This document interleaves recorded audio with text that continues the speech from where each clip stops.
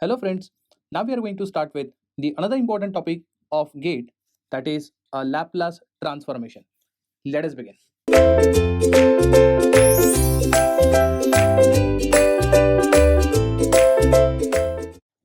To start with Laplace transformation, we should understand the necessity or a motivation for Laplace transformation. In last video lecture, we have already seen a Fourier transform. So there are some limitations of Fourier transform which motivates us to go for a Laplace transformation. So we need to see what are the limitations of Fourier transform.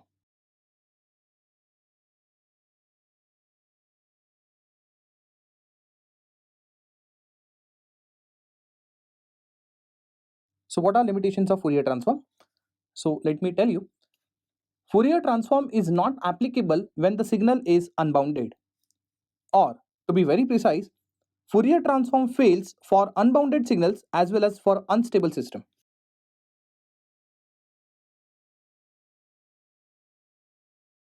So whenever signals which are in time domain, and if I want to decompose it into frequency domain, the prior condition is that that signal must be bounded. If the signal happens to be unbounded, then it is impossible to go for a Fourier transform. Fourier transform in fact fails there, where Laplace helps us to see the frequency content of such signal. So how it is possible to see the content of such signal? That is what we are going to see now. For example, if I consider a signal like e to the power 3t u of t, this signal is unbounded in nature. Let us see how. First of all, I'll try to plot e to the power 3t. So we know that this is a positive exponential curve. Then it will look like this. If you see that it is getting multiplied with u of t, and we know that u of t is a right-handed signal which has amplitude equal to 1 for right hand side. So after multiplication, we can see that since at left hand side u of t is continuously 0, so left hand side part of the curve gets vanished and we get only right hand side curve.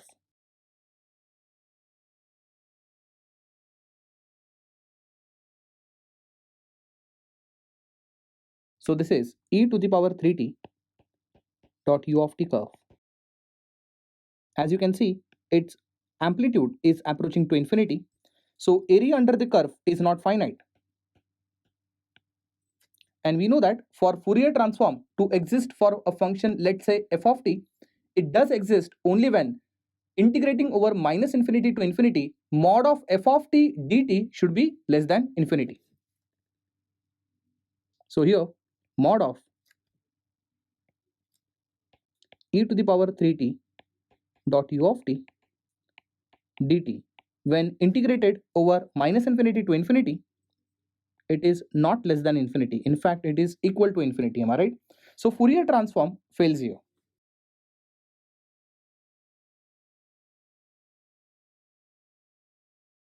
So now we have understood the problem. We need to understand what is a solution.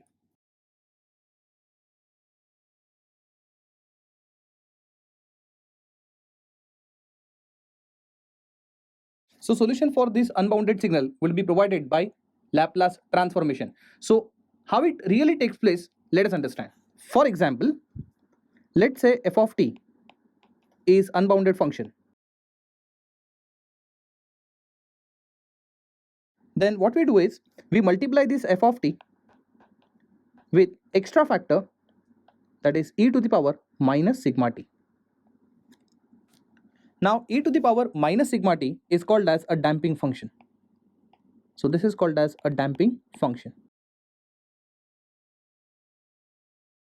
This damping function will help us to make f of t unbounded function as a bounded one by varying the values of sigma. So here the value of sigmas are varied.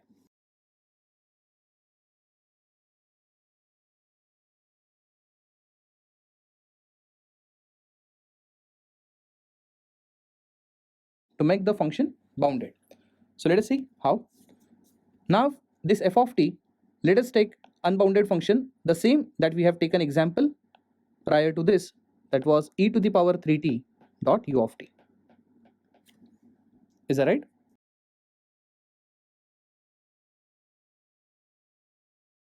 So the function which needs to be analyzed is e to the power 3t dot u of t dot e to the power minus sigma t. Alright. Now let me tell you, this u of t is always 1 for right hand side and for left hand side it is 0. Effectively what I'll do is I'll draw my figure which is present only at right hand side, and on left hand side it will be always 0. Am I right? Because we know the fact that whenever you multiply any function which is dependent on time with u of t, it becomes completely right handed signal, and during that contribution of u of t is just 1. So assuming the value of u of t to be 1, now I can club this together and I can write a new function as e to the power 3 minus sigma, and t I have taken common. So I'll be plotting e to the power 3 minus sigma t dot u of t. So u of t just tells us that it is a right-handed signal. So the real catch is values of sigmas are varied. Now the question is what variation of sigma we can take. So let me tell you, we can take negative values of sigma also, we can take positive values of sigma also. In fact, we can take value of sigma to be 0 also. So I have a full freedom to vary my sigma from minus infinity to infinity. Is it right? So what I'll do is, even though we can take sigmas as negative, I'll start from sigma value equal to 0. So now imagine sigma value equal to 0. In this function, we have to take various values of sigma. So imagine if sigma value equal to 0, then what a function would be equal to? Then function would be equal to same as the given one, that is e to the power 3t u of t. So whenever you substitute e to the power 3t u of t, and when you try to plot it, you'll get this kind of curve. So I got this curve because sigma value was equal to 0. Let us take sigma value equal to 1.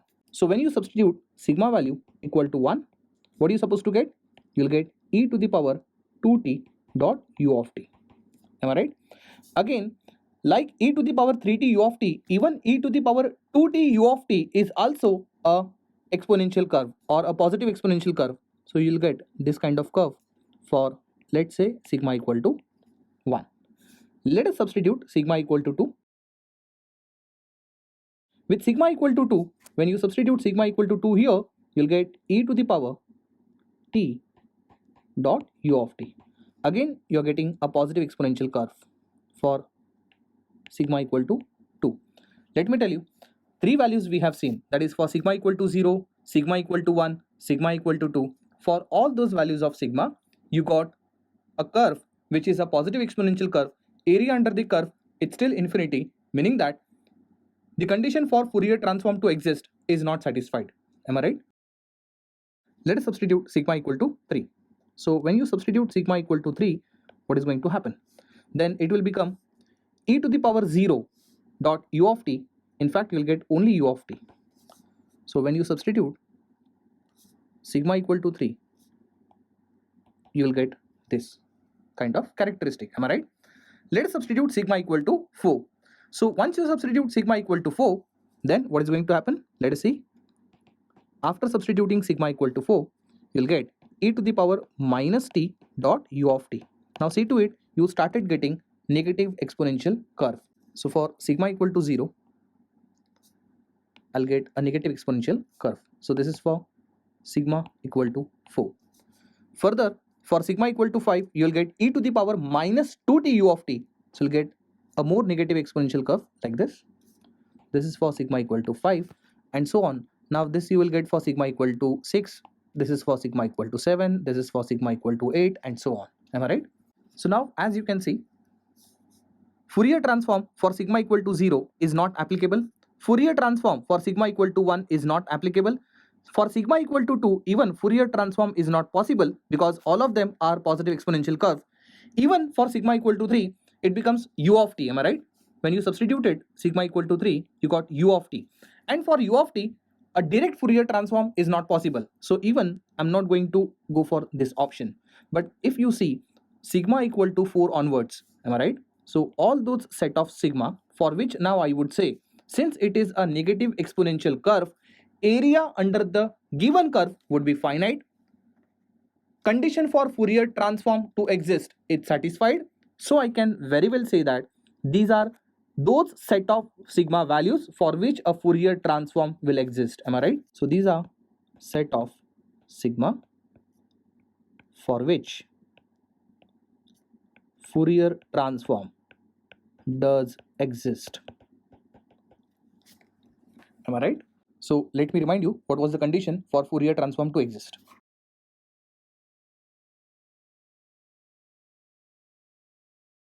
So what was the condition?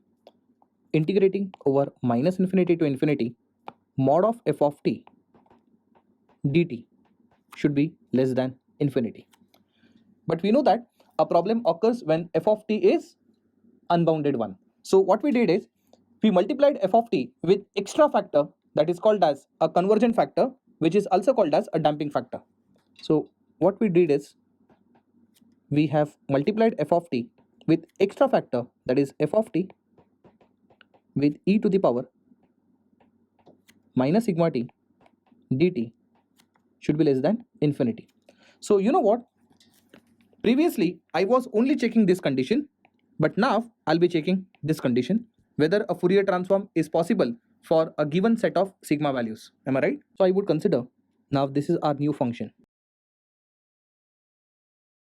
So I would say for this, if the above condition is satisfied, then I would say that a Fourier transform will exist for f of t dot e to the power minus sigma t.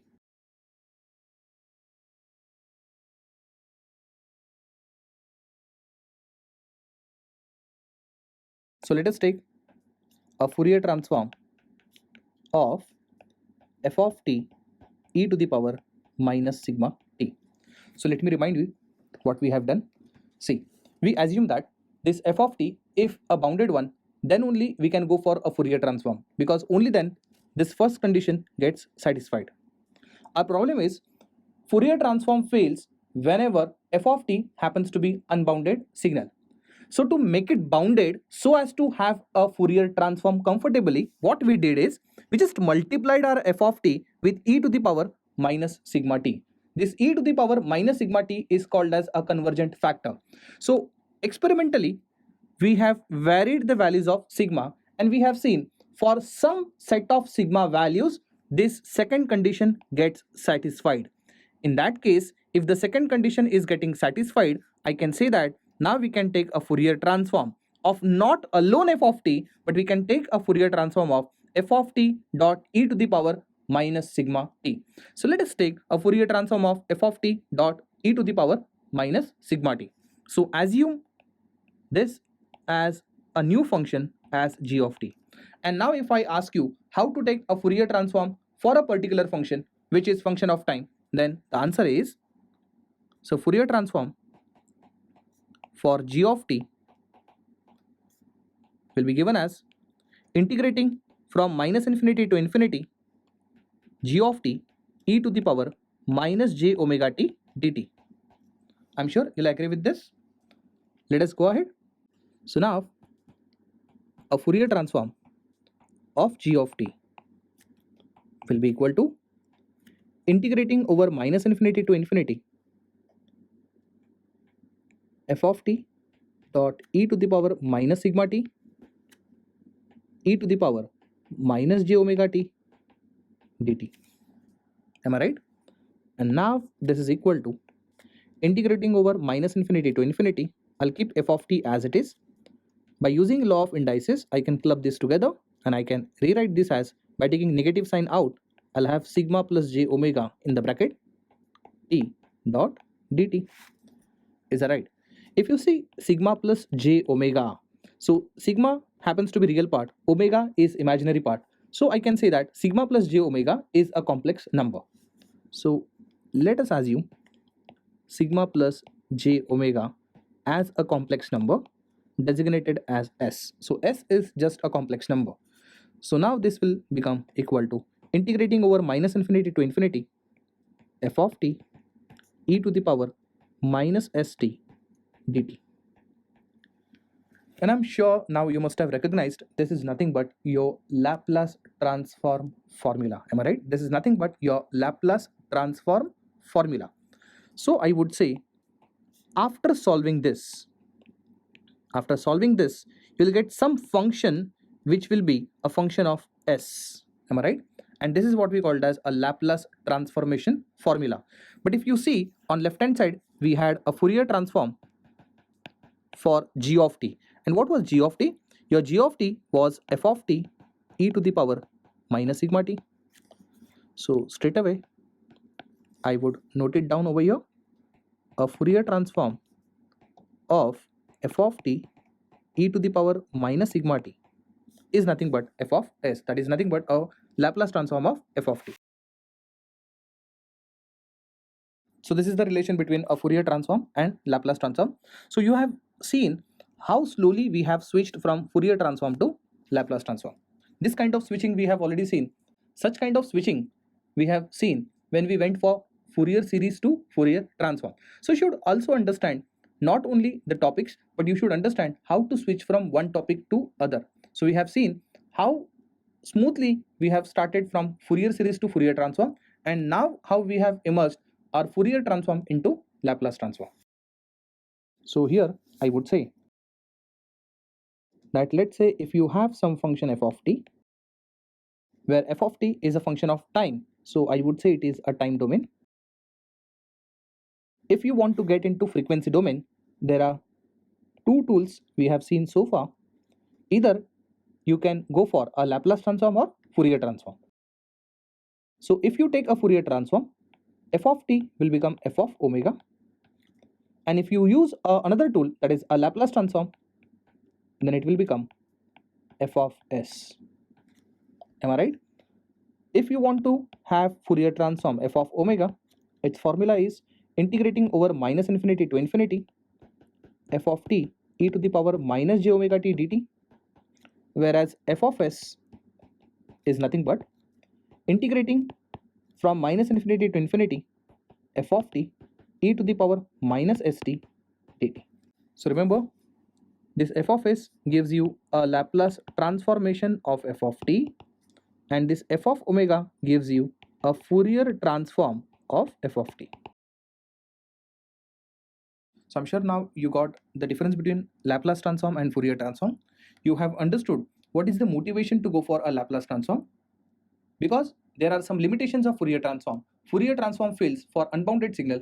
To make it bounded or to converge it, we multiply given f of t with e to the power minus sigma t, and then we vary the values of sigma. Then we vary the values of sigma in order to make it a convergent or in order to make it a bounded, because until and unless it is a bounded, until and unless the required condition for Laplace transform or a Fourier transform to exist, we cannot transform it into frequency domain. So now we are going to see existence condition for Laplace transform. So we have already studied the existence condition for Fourier transform. So let me remind you. So before we start with existence condition for Laplace transform, I'll remind you existence condition for Fourier transform. It was minus infinity to infinity integral mod of f of t dt should be less than infinity. This was existence condition for a Fourier transform. Whereas if you want to see existence condition for Laplace transform, it would be a slight change in the above condition, that is integrating over minus infinity to infinity f of t is multiplied with convergent factor, that is e to the power minus sigma t, and mod of this should be less than infinity. This is existence condition for Laplace transform. So we have seen that this condition, okay, I would say this is condition 1 and this is condition 2. So I'm not going to talk about condition 1, but for condition 2 I'm going to talk about the second condition gets satisfied not for all values of omega, but certain set of values of omega.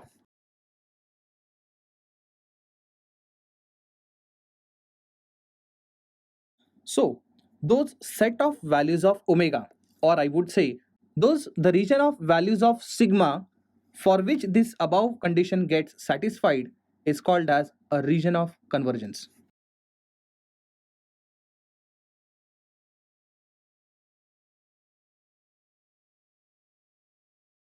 So those region of sigma for which the above condition, that is condition number 2, gets satisfied. What is condition number 2? It is existence condition for a Laplace transform to exist.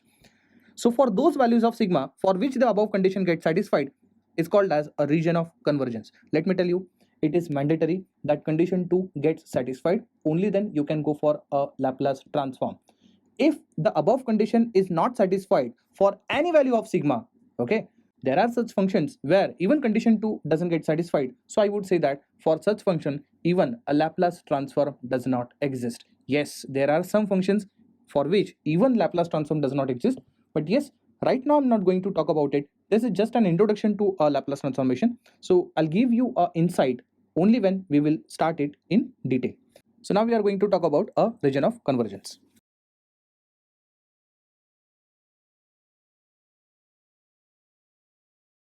So most of the time it is written in short, that is ROC.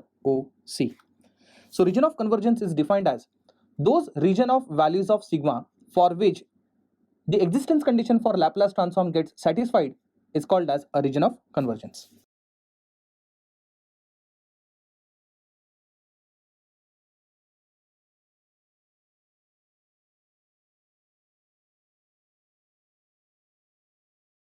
So how to show a region of convergence? Let us see.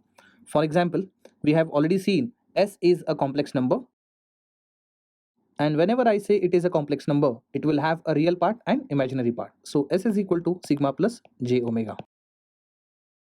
So S is a complex number, sigma indicates it is a real part, omega indicates it is imaginary part. And now with this real part, imaginary part, that is with a complex number S, we can have S domain. So we draw S domain.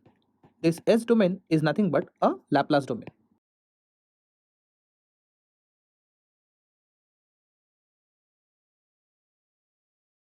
So what is meant by Laplace domain? Let us see. So Laplace domain is nothing but a 4-quadrant system which will have a positive real axis, negative real axis, positive imaginary axis, and a negative imaginary axis along with the origin. So what we have over here is positive real part. So I would say plus sigma. Here I would have a negative real part minus sigma, plus imaginary part and negative imaginary part. Fine. So let me remind you. We had a function as e to the power 3t dot u of t. So if you remember, to check a region of convergence or to check those set of sigma values for which the Laplace does exist, we have seen sigma greater than 3 was the condition. Am I right? Sigma greater than 3. That is, sigma can be 4, sigma can be 5, sigma can be 6, and so on. Am I right? So I'm going to show you this.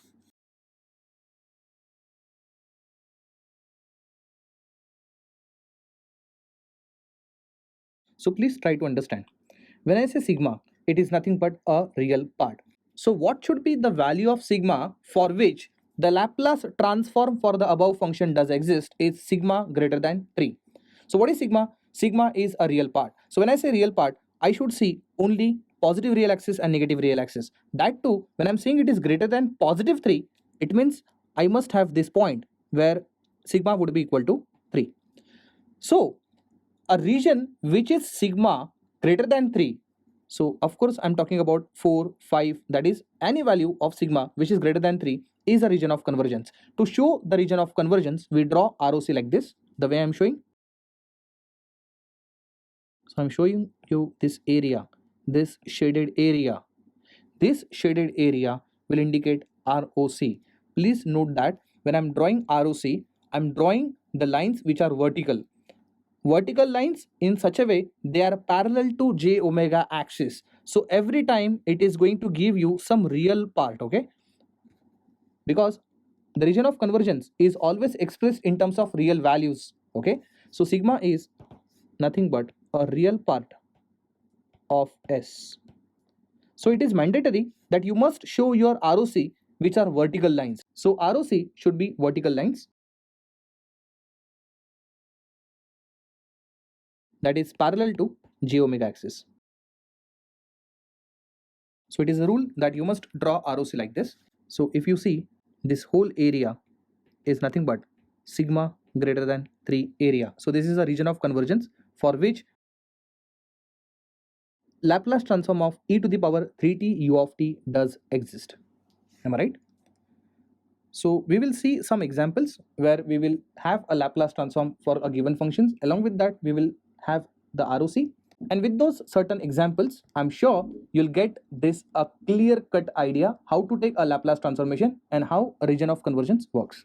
Let us see examples. So the question is, get Laplace transformation along with the ROC. Let us start with a very first example, that is del of t. So first example is to have a Laplace transform of del of t. So let me remind you, if you have a function, let's say x of t, and if you want to get a Laplace transformation of it, it will become x of s, which is equal to integrating over minus infinity to infinity x of t e to the power minus st dt. Am I right? So whenever you are integrating from minus infinity to infinity, x of t would be now replaced with delta function del of t e to the power minus st dt. So here you are going to use a property called as product with a delta function. So you know that whenever you have some function of time and let's say you have multiplied with del of t, it is always f of 0 dot del of t, because del of t is an impulse function present only at t equal to 0. So we substitute t equal to 0 at f of t. In effect, it becomes f of 0. So f of 0 becomes area and del of t becomes a position. Am I right? So now x of s will become like this, that is integrating over minus infinity to infinity. It would be e to the power 0 dot del of t dt. Am I right? So x of s will become integrating over minus infinity to infinity, e to the power 0 will become 1. So it is just a del of t dt. And we know the meaning of this, right? What is the meaning of this? Integration gives you area under the curve. So what is the area under the curve for a unit impulse function? Of course, it is 1. Therefore, x of s is simply 1. So x of s equal to 1. Can I say a Laplace transformation is 1 and it is independent of s? Okay, so see what I'm trying to claim over here. So Laplace transform of del of t is independent of s. So when I say it is independent of s, it is independent of sigma also.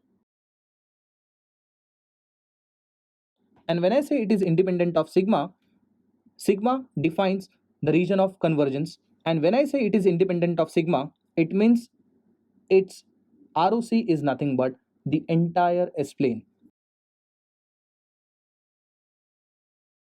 So definitely on this ROC, I'll give you a more clarification. So if you have not understood this point, please ignore it. Only concentrate that the Laplace transform of del of t is simply 1. And let me remind you that Fourier transform for del of t was also 1. Laplace transform for del of t is also 1. So that is a common factor between a Fourier transform and Laplace transform we have seen so far. So I'll follow a standard procedure for checking ROC.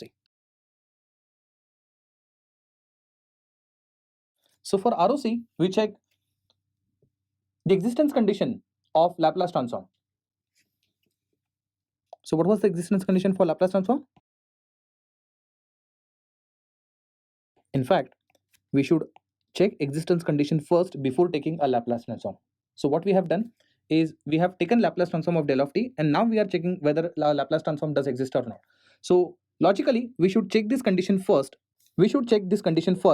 And if this existence condition is satisfied, then only we say that a Laplace transform does exist and we can go for a formula. So what we have done, we have taken a Laplace transform already and then we have jumped to existence condition. The reason why I'm taking now this existence condition now, because I want to check the ROC, and in fact I have to give you a more clarity based on region of convergence. So let us see how to check ROC for delta function. So existence condition for Laplace transform was integrating over minus infinity to infinity mod of f of t e to the power minus sigma t dt should be less than infinity. Let us substitute. Integrating over minus infinity to infinity, the f of t is nothing but a delta function dot e to the power minus sigma t dt should be less than infinity. In fact, we know that whenever any function which is dependent on time, when multiplied with delta function, then we should substitute t equal to 0 in that function. So eventually, by using a product property, I can rewrite this as e to the power 0 over here, and we know that e to the power 0 is 1. So mod of del of t dt should be less than infinity. So please tell me, what is the mod of delta t? So obviously mod of delta t is delta t itself, because it is a positive function. And whenever you are integrating from minus infinity to infinity, it is nothing but you are trying to get the area under the curve for a unit impulse function. Of course it is 1, and definitely the integration results into 1, and it is less than infinity. I would say a condition is satisfied. Now the question is, if this condition is satisfied, so for which value of sigma, please understand, for which value of sigma the given condition is satisfied? I would say that there is no value of sigma, because if you see this integration, it is completely independent of sigma. So I would say that for any value of sigma, this condition is satisfied. So I'm talking about this. Since it is independent of sigma,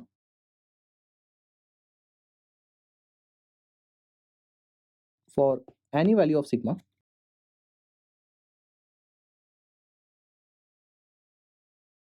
a Laplace transform existence condition is satisfied.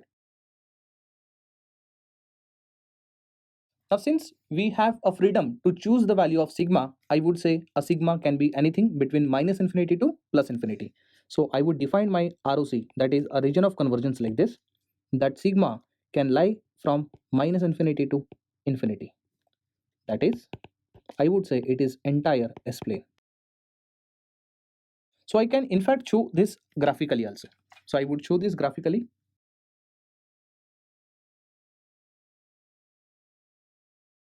So as I said, that ROC must be shown in vertical lines, that is lines which are parallel to j omega axis, so that we believe that ROC only includes a real axis and not imaginary axis. And as I said, since it is entire S-plane, we can draw ROC like this.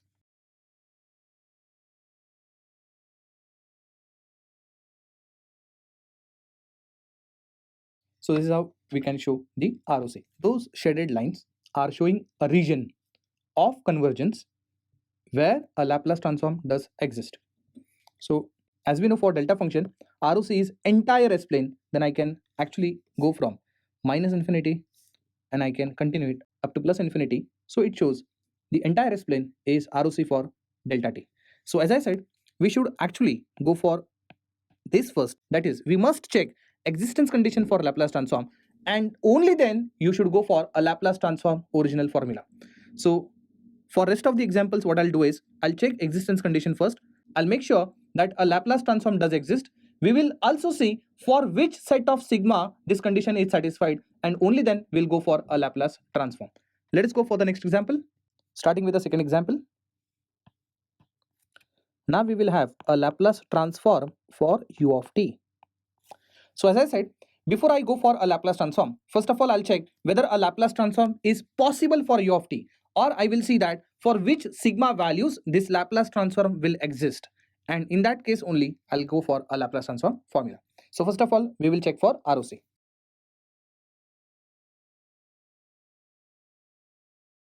So for checking ROC, I'll write the existence condition for Laplace transform. So integrating from minus infinity to infinity, mod of f of t e to the power minus sigma t dt should be less than infinity. So integrating over minus infinity to infinity, f of t is nothing but your unit step function u of t. So I would say u of t dot e to the power minus sigma t, and a mod of this dt should be less than infinity. We know that a unit step function is a function which is one only for a right hand side. For left hand side, it is always 0. In fact, we know that in integration, the job of u of t is to change the limit, to make sure that we don't integrate it for negative values of t.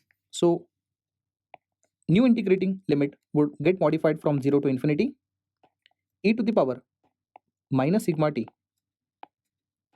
dt. Now a mod of this should be less than infinity. Am I right?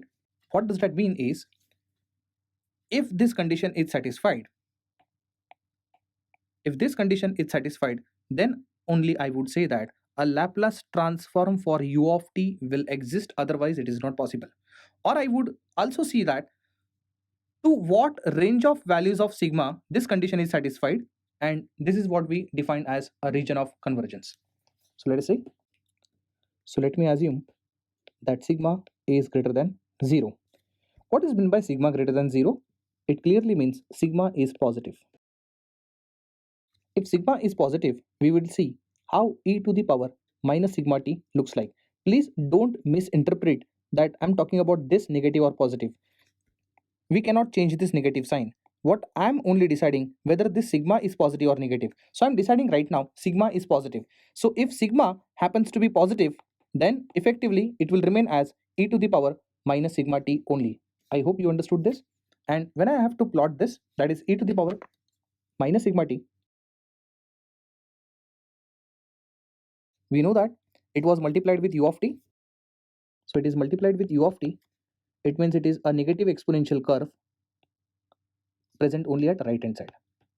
So if you see that area under the curve is finite, since area under the curve is finite, I would say that this condition is satisfied.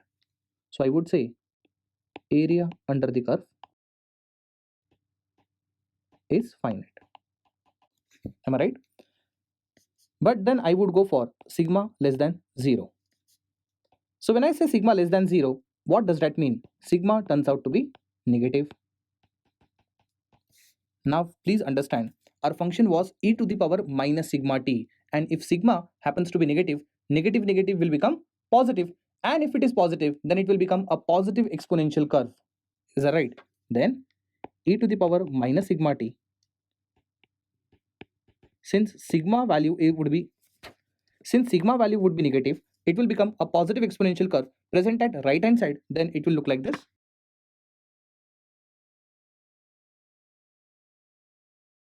Then it would be a positive exponential curve. In this case, as you can see, area under the curve would be infinite because this is approaching to infinity. Am I right? This is approaching to infinity. So here condition is not satisfied. So now tell me, if the condition is not satisfied, I would say that here Laplace transform is not possible. So Laplace transform is possible only in first condition where sigma is greater than 0. For sigma less than 0, Laplace transform does not exist. And here is our answer for a region of convergence. So those sigma values or those set of values of sigma or a region of sigma for which a Laplace transform or a given condition, that is a existence condition for Laplace transform, is into existence, this is called as a region of convergence. So now if I want to draw a region of convergence, I must know the condition. So condition for region of convergence is that sigma should be positive, that is sigma greater than 0.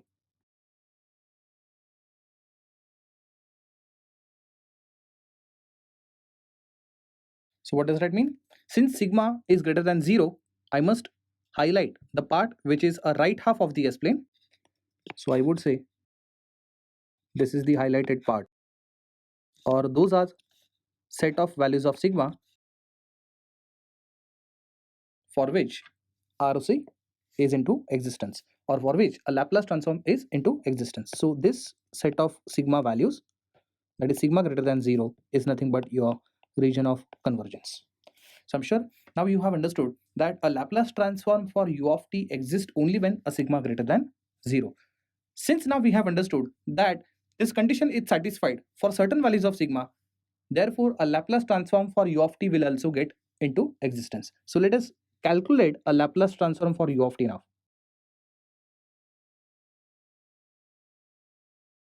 So how to get a Laplace transform for u of t? Integrating from minus infinity to infinity.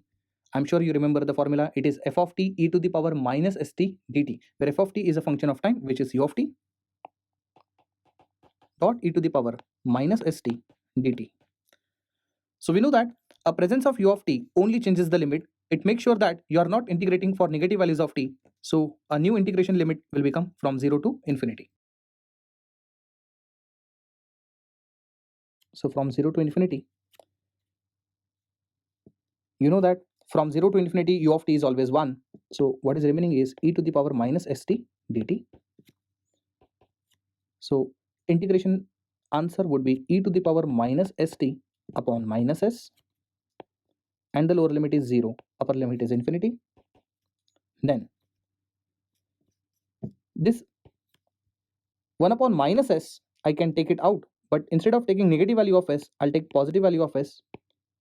And we know that whenever we do so, instead of doing higher limit minus lower limit, I'll do it as lower limit minus higher limit. So what is lower limit? It is 0, e to the power 0 minus e to the power, the value of t will now be substituted as positive infinity. So in effect, it will become e to the power minus infinity. So anything raised to minus infinity is 0, anything raised to 0 is 1. And the answer for Laplace transform of u of t, it's simply 1 by s, where a region of convergence is sigma greater than 0. So we can define our sigma greater than 0 as ROC, or sometimes it is written like this: a real part of S is greater than 0. We know that real part of S is nothing but sigma itself.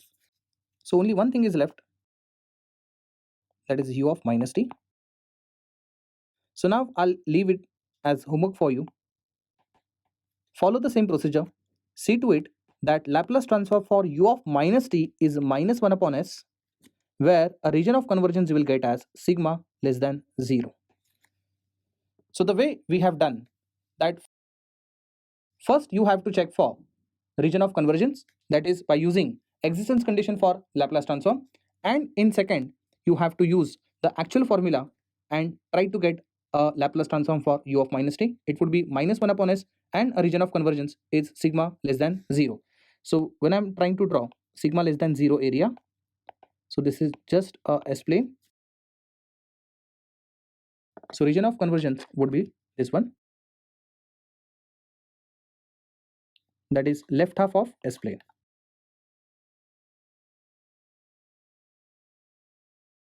So sigma less than 0 is a region of convergence, and minus 1 upon s is the Laplace transform. I'm sure you can do this. Thank you.